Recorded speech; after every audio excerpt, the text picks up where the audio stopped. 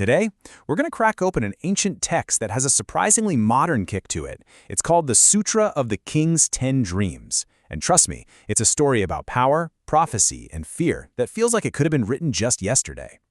So we're about to dive into a classic Buddhist sutra that doesn't start with, quiet meditation. Nope, it kicks off with a royal nightmare. Let's get right into it.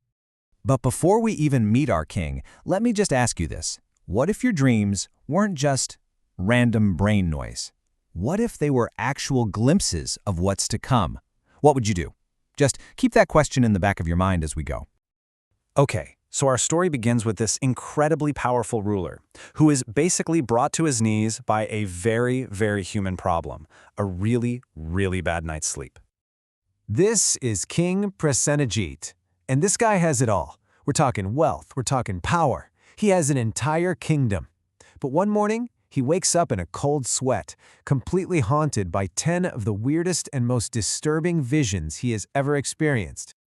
And these weren't your typical bad dreams. This is stuff that makes no sense at all.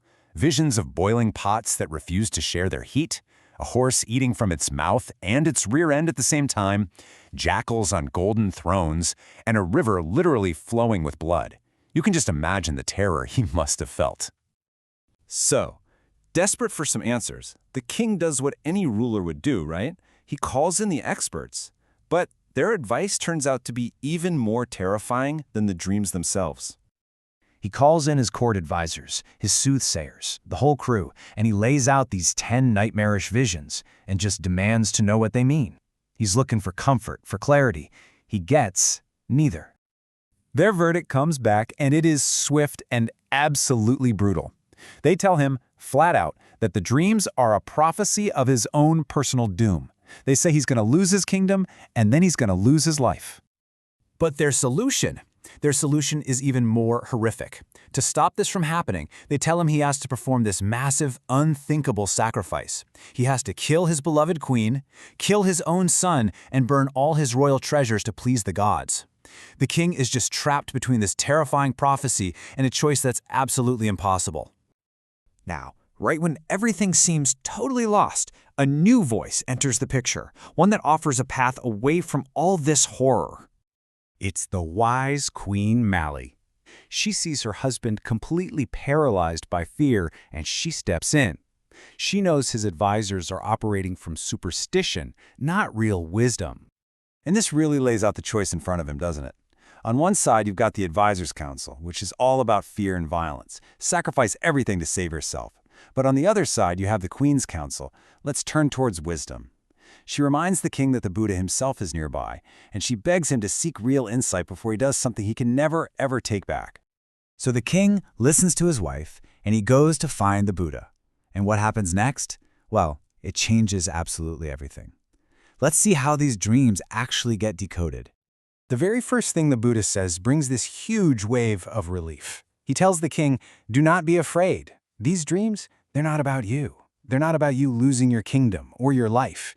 Instead, he says, they're prophecies, visions of a distant future, a time when the world's going to be a very different place. So the king starts by describing that first vision, the one with the 3 pots. Just picture it. 2 pots on the outside are full and bubbling, and their steam is flowing just between each other, completely skipping over this cold, empty pot sitting right there in the middle. It's such a weird image, right? It just breaks the laws of physics. What on earth could it possibly symbolize? Well, the Buddha explains that in this future age, generosity is going to work just like that steam. The wealthy will only give to other wealthy people. They'll just exchange gifts and favors among themselves, and they'll completely ignore the poor, the needy, and even their own struggling relatives, who are like that empty pot right in the middle. Okay, now let's jump to the 7th dream, which is just as unnatural. The king saw this big, strong mother cow, but instead of her calf getting milk from her, she was drinking milk from her own calf. The whole thing is just completely disturbingly backwards. The Buddha's interpretation here is a prophecy about the very fabric of family life. He says a time will come when the elderly, especially mothers, won't be cared for by their children anymore.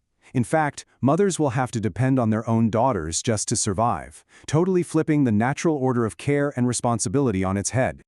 And finally, we get to the 10th dream. And, wow, this might be the most chilling one.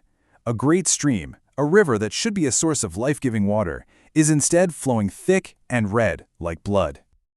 This dream, the Buddha explains, is a prophecy about leadership and conflict.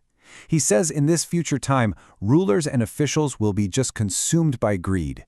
They will constantly wage war, always fighting for more power, more resources, causing the blood of ordinary people to flow like a river.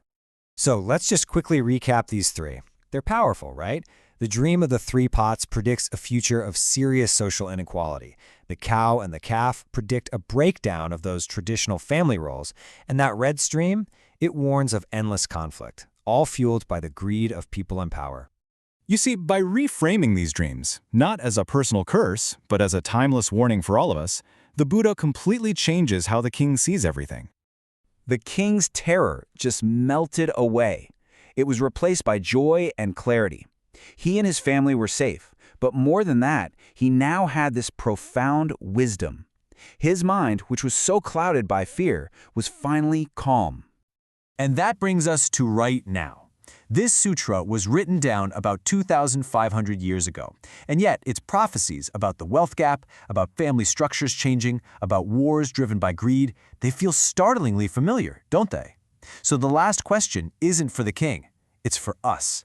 Which of these ancient warnings do you see playing out in the world around you today?